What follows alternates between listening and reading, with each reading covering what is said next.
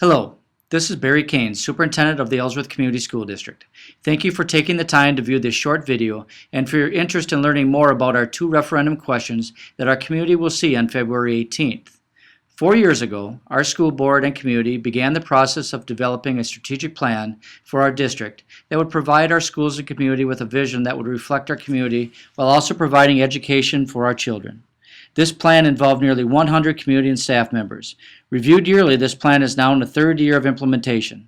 Many initiatives that have included increased community involvement and ownership in our schools, improved communication, quality staff, curriculum and co-curriculum programs, and environmental awareness have been achieved through the hard work of our staff, community members, and civic organizations.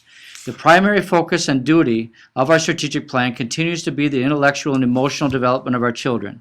To achieve this, our strategic plan made the commitment to providing the technology and facilities that will support our ongoing initiatives. The public support of our 2011 operational referendum assisted in our ability to continue our educational programs and address many curricular, technology, and maintenance needs in our district.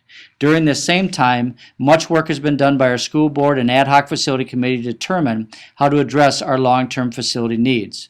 Let's take a look at the two questions that will come to our community on February 18th.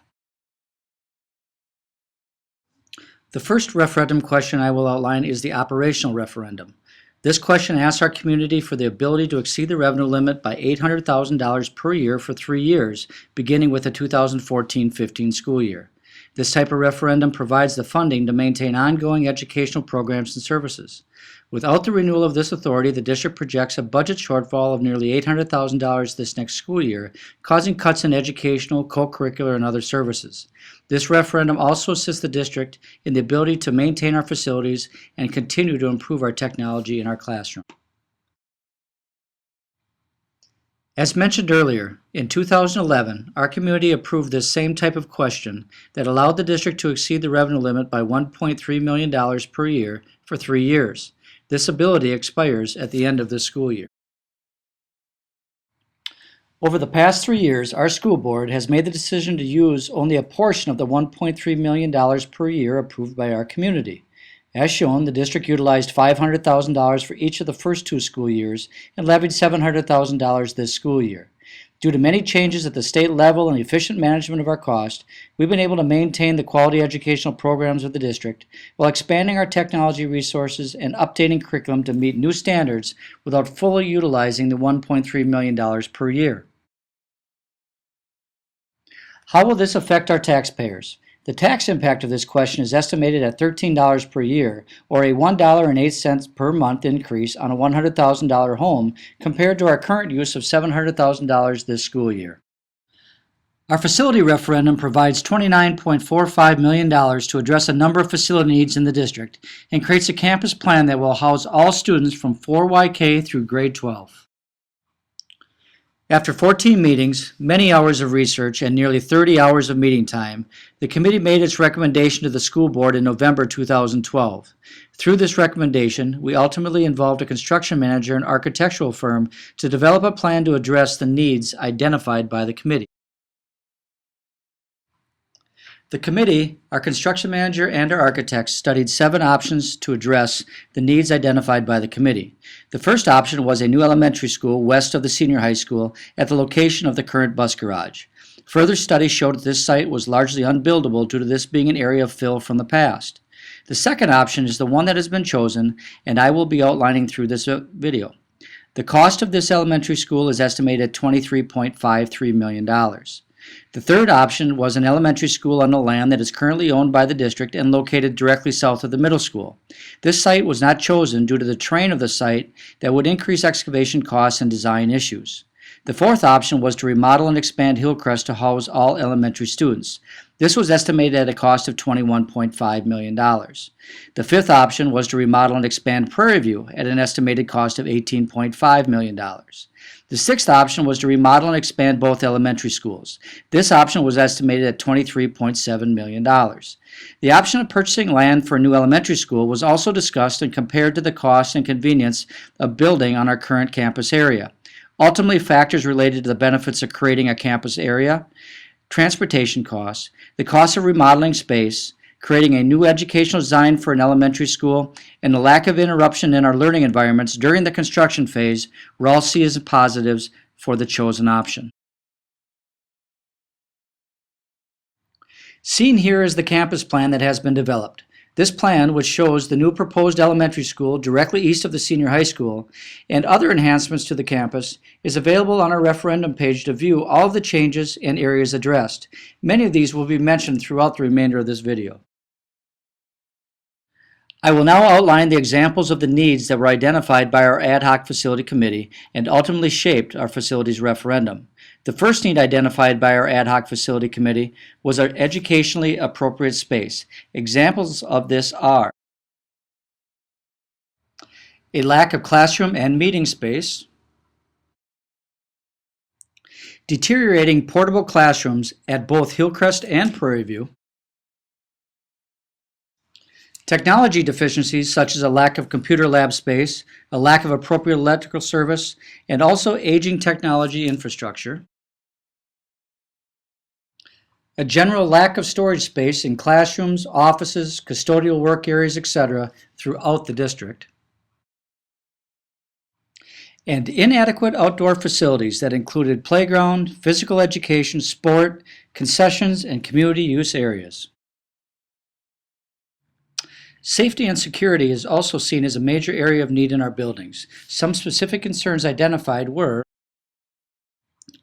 entrances to our buildings are not adequately secure or visible by staff. This is a concern that is being addressed in many school districts around the state and nation, as school buildings were not built for today's expectations of security. The proposed project includes the remodeling of the main entrances at the middle school and high school, modern keyless entry systems for all schools, along with increased security camera systems at all of our schools. Unsafe bus loading and student drop-off areas. Specific concerns were identified at all of our buildings. Bus loading and parent pickup and drop-off areas were seen as inadequate and posing a risk of accidents. A lack of adequate parking for our school and community events was also identified. These concerns were highlighted by the committee at all of our buildings, with an emphasis on the needs at Prairie View and the middle school. Crowded areas, people walking from long distances, and safety concerns regarding the parking along city streets and roadways were all discussed. A lack of parking and access to the entrance at our Klaus Jonas pool was also identified as a concern. The third area of need identified to address was our aging facilities and mechanical infrastructure. Many of these needs were identified at all buildings. Some of these include original boilers and HVAC systems. These systems are original 1960s systems in our senior high school and all elementary buildings. Original windows and asbestos in many areas. As with our boilers and HVAC systems, our windows in the elementary schools in the original area of our high school are 1960s windows. Asbestos is also found in many areas of our ceilings, flooring tiles, pipe wrapping, etc.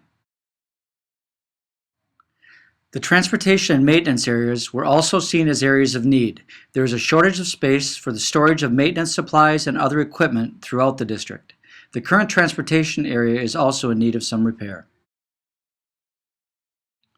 Our proposed facility referendum provides for a number of projects. These include a new 4YK through grade 5 elementary school to house all elementary students in our district. This school is to be located directly east of the current senior high school. We also have security upgrades in all of our buildings, a community meeting and event room located in the area currently housing our district office, improvements to our school and community outdoor facilities that are used for Phi Ed activities, sport practice fields, and community uses, and the addition of a transportation and maintenance facility that will be off-site. The proposed elementary school is a 2-story, 108,000 square foot facility. Shown here is a draft plan of the first floor of the school. This plan shows the proposed grade-specific wings to be developed. This differs greatly from our current elementary structure and allows for collaboration by our teachers and students, bathroom facilities for each grade, storage and locker space in each area, and a flexible learning center in each area to allow for small group activities and collaborative learning spaces. Draft plans for both levels of the school are shown here. The grade-specific wings mentioned in the last slide are shown. Our 4YK through grade 2 students will be on the first floor, with our grade 3 through 5 classes being on the second floor. This plan also provides for expanded media center and technology spaces that were identified to be addressed by our ad hoc facilities committee. We have also created separate gymnasium and cafeteria spaces to alleviate scheduling issues and create spaces to be used for school and community events. The district office is also located in this building. The safety of our children in all of our buildings is also addressed through a number of projects. The proposed elementary school will have secured and monitored entrances in which all visitors will be able to be addressed prior to accessing our students and staff. This will also be true in our middle school and senior high school with the remodeling of current main entrances and office areas. This slide shows the draft versions of plans to address these entrances. We will also increase our security through the addition of keyless entry systems and increased security cameras. The current district office was an area identified to be addressed by the committee. With the district office being relocated to the new elementary school, the current space will be remodeled to provide for a space to house school board meetings and community events. Meeting space was identified as being in need. This space will be available throughout the day for school meetings and other community needs that may include civic group meetings, senior citizen meetings and events, governmental meetings, private business meetings, etc. This location allows for the uses while still maintaining the security of our senior high school, as this location allows for separate entrance to the area that does not interfere with a regular school day. The referendum includes funds to provide for the relocation of our transportation facility to an area off the proposed school campus. The campus plan being proposed includes a common start time for all students. With this common start time, we will now have one bus route that serves all students. This change will lead to cost savings for our transportation area on a yearly basis, as our buses will travel less miles and routes can be more efficient with one common start time each day. With the development of the campus plan, the space was needed to include all of the appropriate building and outdoor spaces. The area housing the transportation garage was seen as valuable space that could be better used to meet the district's needs. The tax impact of this question is estimated at $119 on a $100,000 home, or $9.92 per month. All other debt related to the construction of our middle school and the addition to the high school will be paid off in 2017. At the end of this school year, our payments on that debt decrease dramatically. With this timing, we're able to reduce the tax increase that the taxpayer will see related to this project. This slide shows a breakdown of the referendum budget. The site work that includes all grading, lots, walks, utilities, and playfields is budgeted at $3,920,000. We have included a $300,000 allowance for the demolition of all three elementary schools. In the proposed plan, Hillcrest will need to be removed. The cost of demolishing the other elementary schools is included, but these buildings may be sold.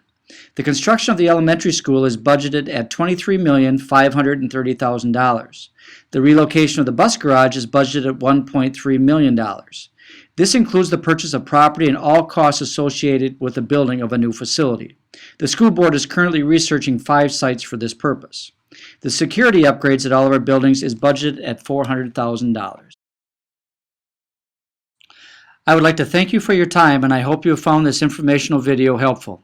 If you have any questions about our upcoming referendum, please look at the other information available on our referendum page or contact me at my office at 715-273-3900 or by email. Thanks again, and please remember to vote on February 18th.